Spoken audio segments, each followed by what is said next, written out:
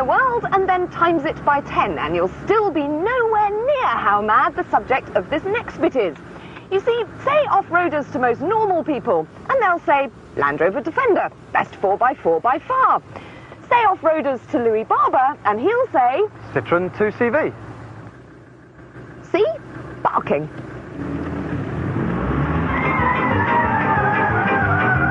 Maybe that's a little unfair. Louis Barber runs a Citroën garage, and when he's not servicing Saxos and Zaras, he's creating these little Frankenstein's monsters.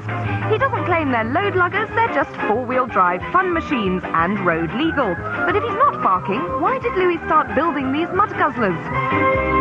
It all happened in a field on a New Year's Day, and a friend and I all got stuck with our little 2CVs, and I said to the chap, what you really want is a four-wheel drive. And a couple of weeks later he came to the workshop and said, well, you know, there's the money, get on with it. One of the most important bits was to build the transmission. Starts off at the front, there, a little box on the back of the main gearbox, followed up by this specially made prop shaft, and down at the back, all the differential and drive shafts, etc. Basically, it's all designed, all built just for this car. This is going to perform much better than you can ever imagine, I promise you. Really? Yep. Let's go and try it. All right.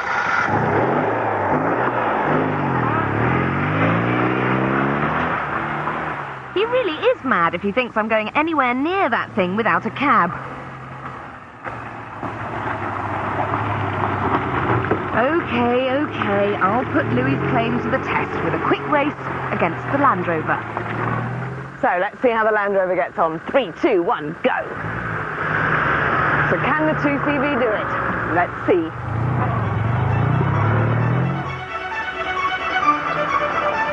The Landy's low box and engine braking take the opening drop with ease safely. Mud, glorious mud.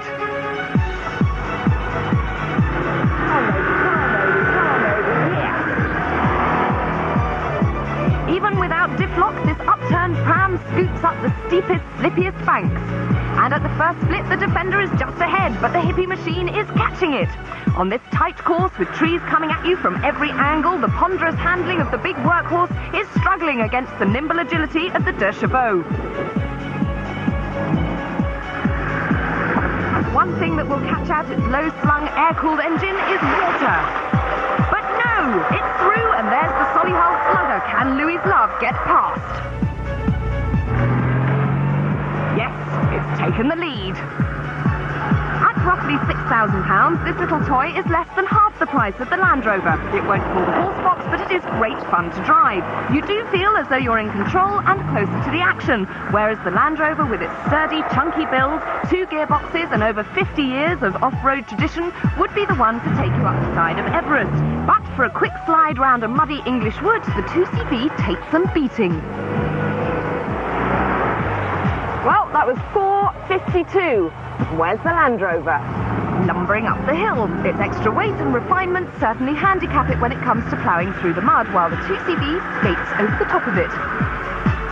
Well, the time? 5:59. Slower than the 2CV. Maybe Louis Barber and his mates aren't quite so mad after all.